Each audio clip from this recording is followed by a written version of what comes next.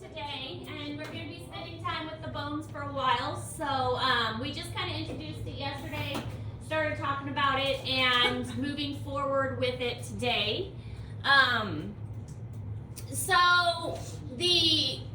We're going to look at the microscopic bone.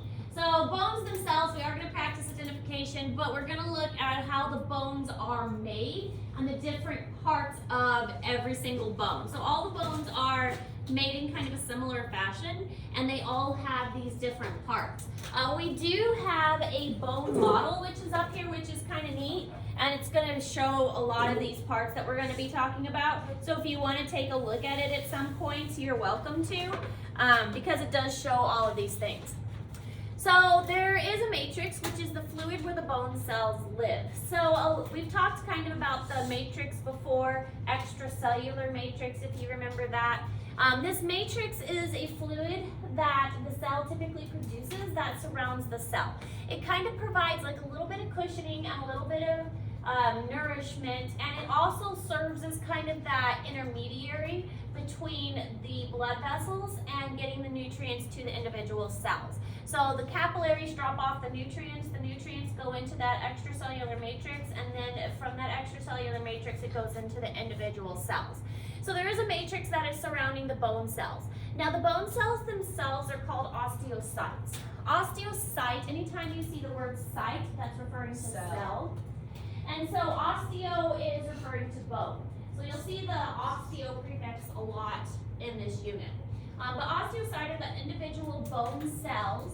They're really small and they are located within the bone and they make the bone. They actually live inside these little caves called lacunae. The lacunae is the individual little cave that each little osteocyte lives in. So it's kind of weird to see them. They look like they have their own little pocket that's filled with fluid that each individual cell is in. The osteocytes form rings, which are called lamellae, and the rings are going to surround a central canal, which is called the Haversine canal. Haversine because obviously Haversine, somebody discovered it, and when you discover something in science, a lot of times you can name it after yourself. So the Haversine canal is kind of the central part. A lot of times I think it looks like the tree rings. If you put a bunch of tree rings together, and that central core is the Haversine canal. So you take a bunch of like trees and kind of wrap them all together, and then that's what it's looking like. The osteocytes, even though they have their own little pockets that they live in, they don't want to be completely separated from the other cells. So they actually have little extensions that go between them that are called canaliculi. These canaliculi are little canals, little channels that connect the osteocytes together. So the osteocyte, the cell body, kind of lives in the lacunae, and then they have these little canals that branch between them so that the cells can still talk to each other and communicate. The bigger Haversine canals, the bigger ones, they're connected by smaller ones called Volkmann's canals, because Volkmann, somebody discovered them. Now I know this is a lot of terms, but the next slide is going to be a picture that puts it all together and makes it make sense. So the next slide, you'll be able to actually see these, and it'll make a lot more sense that way.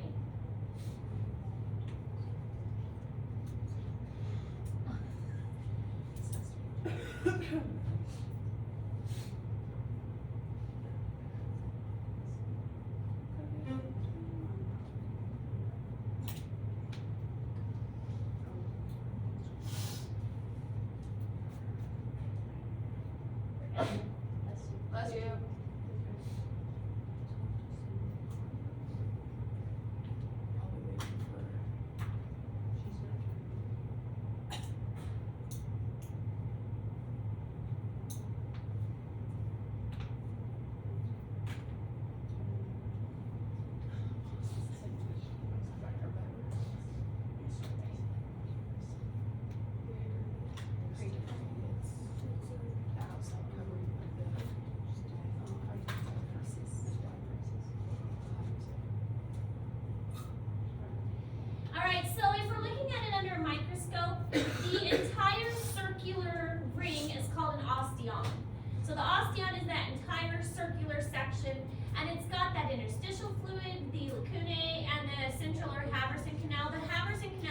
dark spot in the center. All of these little dark spots along the side, all of these little spots, these are all osteocytes in their own individual little cavities in the lacunae. So again, it'll make a little more sense when you look at these pictures, and these are in Google Classroom. So this is the Haversian Canal, or the central canal, and it is for blood vessels and the nerves to go through. Now remember, in a lot of these drawings, the yellow is nerves, the red represents arteries, and the blue represents veins. That's not their real colors in real life. If you were to dissect them, that's not what they're going to look like. But that's how it's kind of generally accepted for artists to draw them, so it kind of makes more sense. But because bone is living tissue, it does need access to those nutrients, and when you break a bone, it certainly hurts, so that means there are nerves there as well. So those are going to travel down the central Haversian Canal. These are the little osteocytes that are living in the lacunae. So again, the lacunae is the cavity or the space, and then these are the little canaliculi that are branching off of that. A lamelle is each one of these rings. So this is a lamelle, this is a lamelle, and so on. Now, if we were to look at it on a larger scale, the osteons are grouped in little sections. So there's a lot of osteons present in one bone. So all the osteons are kind of grouped together, and they're all going to have their own Haversian Canal. If we pull it out, this is a lamella, this is a lamelle, this is a lamelle, and then these are all the little osteons. I think the osteons look like little spiders that have a body, and then all the branching off is the canaliculi that are coming off of those. So each one of these little spider-looking things, that's an osteocyte with the canaliculi coming off of them. This is kind of a long view of the Haversian canals, and these big Haversian canals are connected by the Volkmann canals. So they want to be able to communicate too. So they've got these branching patterns, these Volkmann canals that connect them. And then we've got our periosteum on the outside, of course. Trying to see if I missed anything. No. So yeah, all the terms on there you would be responsible for knowing. Miss Ayers, can I go to picture 3 real quick? All right, so a couple other things about bones and their formation. The growth of a bone is called ossification. Ossification is turning into a bone. Now, most of these bones are going to begin as cartilage, and they harden and ossify into actual bone later on. There's a couple other ways that bones are formed. Intramembranous bones, like the flat bones of the skull, it's more of a membrane in that case that ossifies and turns into bone. Endochondral bones are all others, and the bones are going to start as that hyaline cartilage, and over time that cartilage turns into bone. So we kind of mentioned this yesterday with the growth plates and how the growth plates are made of cartilage, and when that cartilage ossifies, then that means you stop growing. Well, that's true for all bones. Bones are going to start off as cartilage, and then as the individual grows, it turns into harder bone. Which is also why babies, even though they're very delicate, they're also more durable than you may realize, because they are mostly made of cartilage. They're very squishy. Primary ossification center is the shaft of the bone. So the diaphysis is what's going to turn into bone first. The epiphysis are the secondary ossification centers, and they're going to turn into bone later. So that means their joints especially are very flexible because it is made out of cartilage. The joints are where the bones join each other are mostly cartilage. It's only the shaft or the diaphysis that is going to be ossified first. So why is it that some older people get shorter? The bones are losing their calcium, which makes them brittle and weak. And that if the bones are more brittle and weak, then they're going to curve more and not be as straight. And also the muscles aren't going to be as strong, so the muscles can't keep them upright as well. So it's a combination of those two things. Isn't it like the same thing as space? Does it get shorter after like kids get shorter after like going to space for a while? I think so, and a lot of that is probably because of the muscle tone and your muscles getting bones will become more fragile because they're not used as much.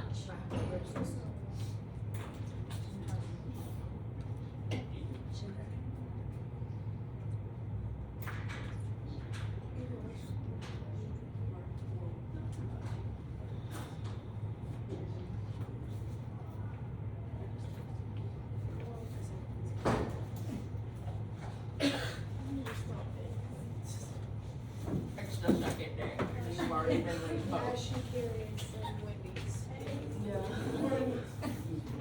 Hey, Faith's here. Still feeling sick. Little medic. Yeah, a little bit. Little bit. Michael said faith took Oh, government. You'd be so mad at me after that sponge. Oh, it's okay. Just give me Why do you? Oh.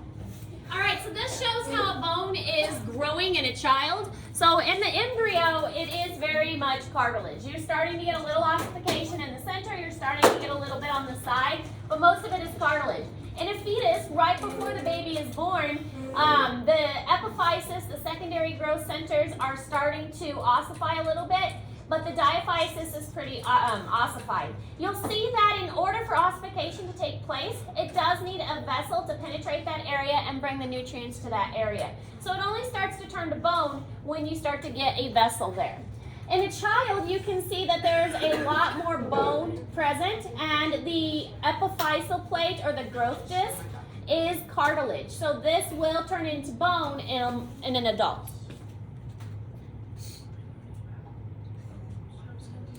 Now the way that the bone grows is a little bit different.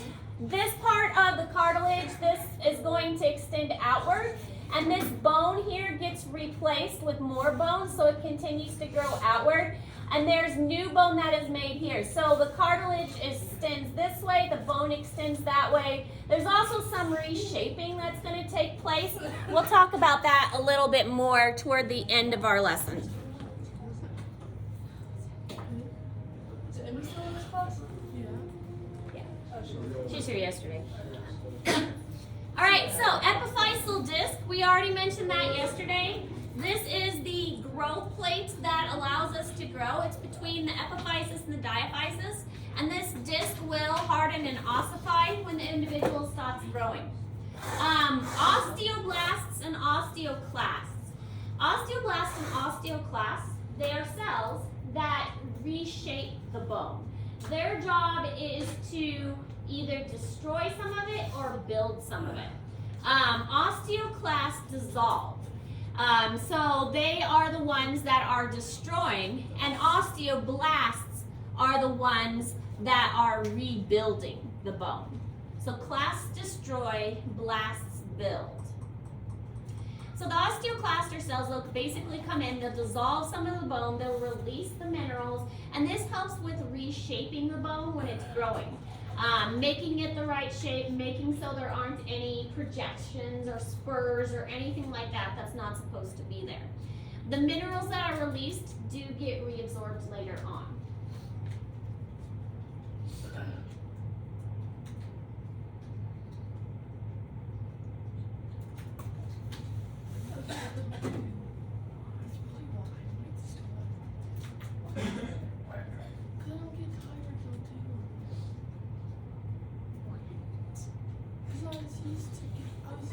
Going to bed at 2 and getting up at 2. I went to bed at 7 a.m.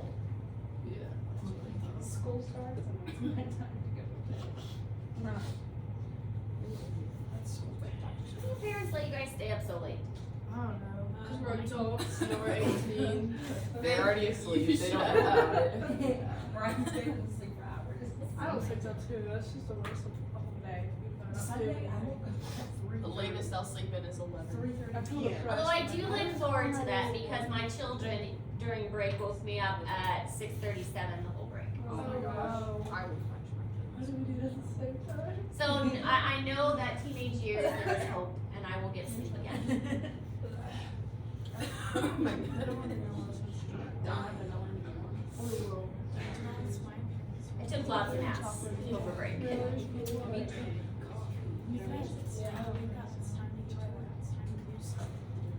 It's because it's not It's the first shot of it. I would yell. The shot because all the stuff's at the bottom. My dad's got their motto. They just don't like to eat peanuts or like the chocolate and all the coffee. All right, this is showing how the bone is able to grow. So what we see happening here is the red line is the original shape of the bone. But we can't have the bone continue to be in that shape. In order for the bone to grow, it needs to be restructured. So the bone is reabsorbed here by the osteoclasts. The osteoclasts are going to dissolve it away, and then as the bone, more bone is added by osteoblasts. So osteoblasts build. Osteoclasts destroy, osteoblasts build. So the osteoblast is going to add new bone here, and more bone is reabsorbed by the osteoclast. It all is restructured in order for the bone to extend outward. So the combination of those two working together helps to restructure the bone over time. That's why growth is kind of a slow process, because there's a lot of restructuring involved. But that restructuring is important because otherwise your bone would end up with projections and knobs and things that aren't supposed to be there. This is a comparison of an adult hand versus a child's hand. It's really kind of interesting to see. Here's what the growth plate looks like. You can very obviously see a growth plate here. So this is the epiphysis, this is the diaphysis, and this is the growth plate. If you look close, you can also see the growth plates here on the fingers because the fingers are still growing. So all of these fingers have little growth plates on them too. And then the wrist bones in general, there's a lot of wrist bones that look like they're missing because they're made out of cartilage. They haven't ossified yet. Whereas with an adult, you can see where the epiphyseal disc used to be, That looks weird. but is now completely solid because this adult isn't growing anymore. And all of the wrist bones are very well defined. Is that what ours looks like right now? Yours are probably getting pretty close to this because you guys are stopping growth. But my children look like that one there. Because they're still growing. But yes, so you could see all of our different wrist bones. The epiphyseal plates would be solid. This one is showing the difference between an open growth plate and a closed one. On an x-ray, it's going to appear black for the growth plate because that's cartilage, and the x-ray kind of goes through cartilage. So this is all cartilage, this is all cartilage, and so you can see the open growth plate here. On a closed growth plate, it's going to appear like a white line, and that means that that growth plate has ossified, so this individual is not growing anymore. Oh my goodness. All right. I have no idea why those pictures are there. I'll go through. Don't know what those are. So I'll go through and I'll see what's up with that later. But anyway, this is what a child skeleton looks like, a fetal skeleton. What's really interesting is look at the knees. No knees. And look at the ankles and toes. It's all cartilage. Of the ribs, lots of cartilage too. No wrist bones. Only little tiny hand and finger bones. Oh, imagining it. But there is cartilage pretty much everywhere in the child, which is why they have a lot more bones than we do. They're very squishy. All right, so fractures and breaks in the bone. There are different kinds of fractures and breaks. Basically, a fracture is a break. If they say, oh, you fractured your arm, you broke your arm. Oh no. That's what the doctor term is for a break. Oh, it's a fracture. It's broken. You can have a closed or compound one. Closed means it's a simple fracture. Maybe it did go all the way through, but it wasn't displaced. It's still in the same position. It doesn't penetrate the skin, like the bone's not sticking out of the arm or the leg. A compound fracture is when you can actually see the bone sticking out. That's complicated. Think compound is complicated. And that is the type of fracture that is very, very serious because it can cause infection. If a bone is completely exposed to the environment, there's a lot of bacteria and things that can enter not just the bone itself, but also into the bloodstream.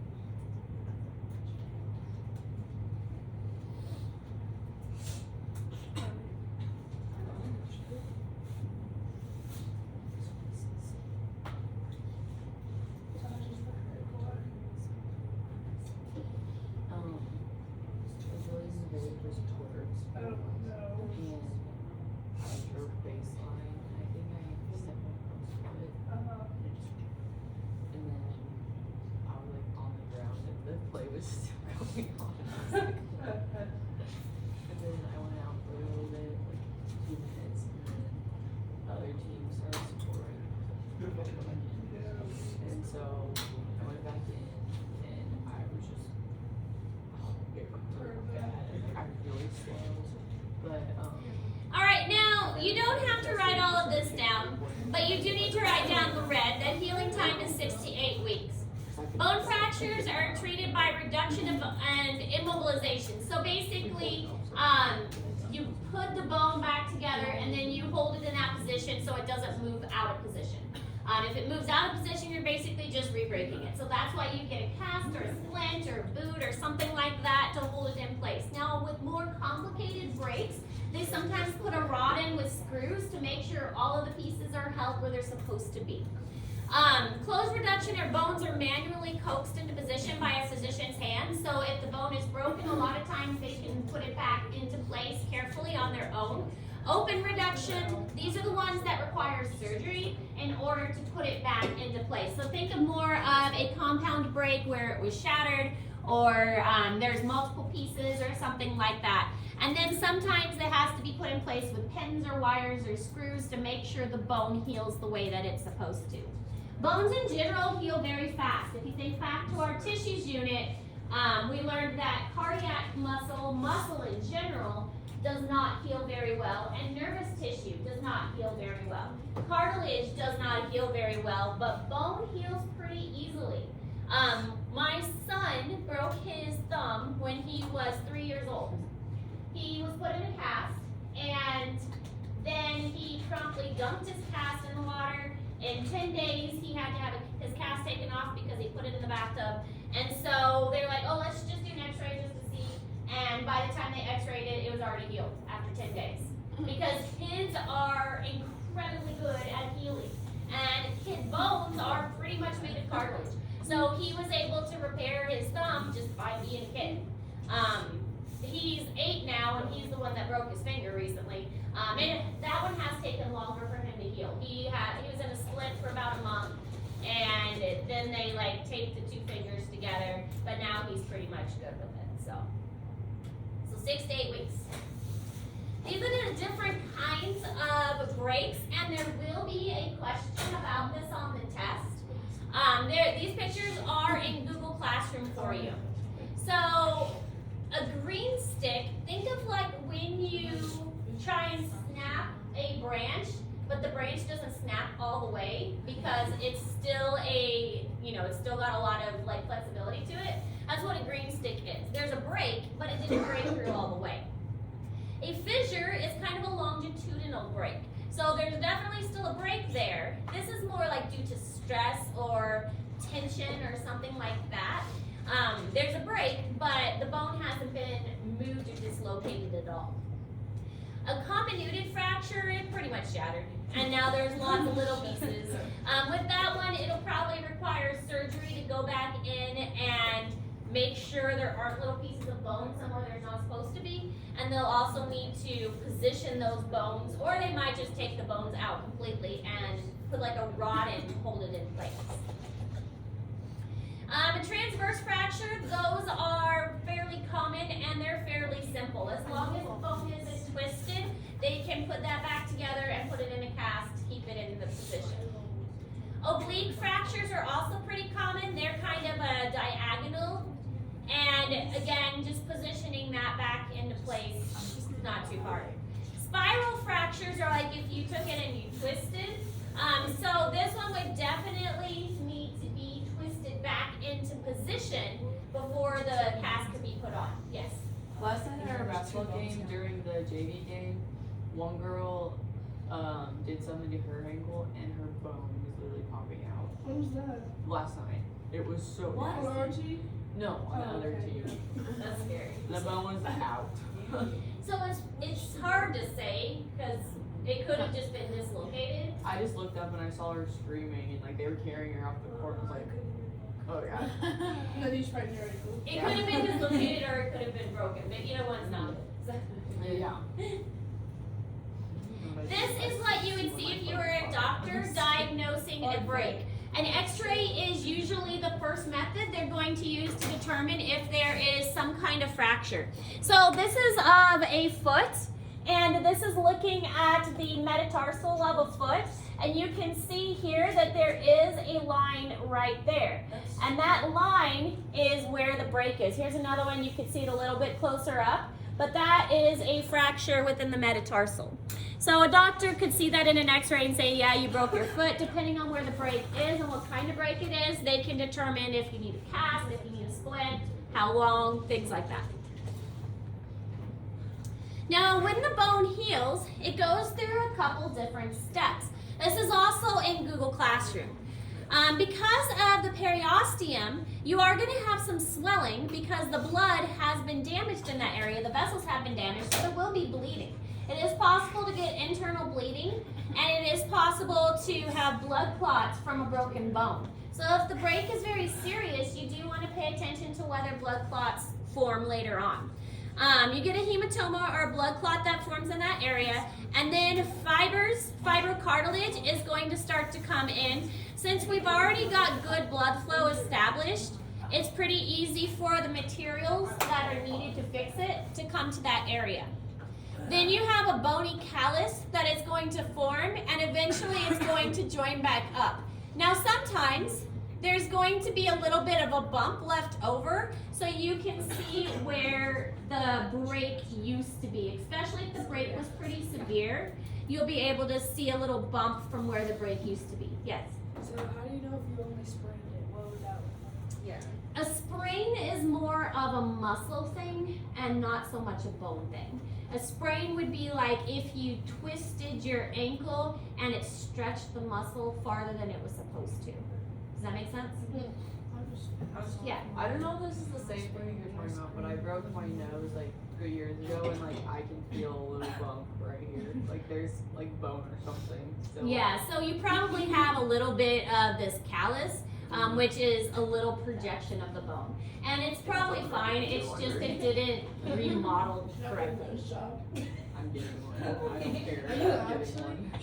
Alright, so that's all the information we're covering today. It was quite a bit of information again, but that's kind of how this semester is going to be.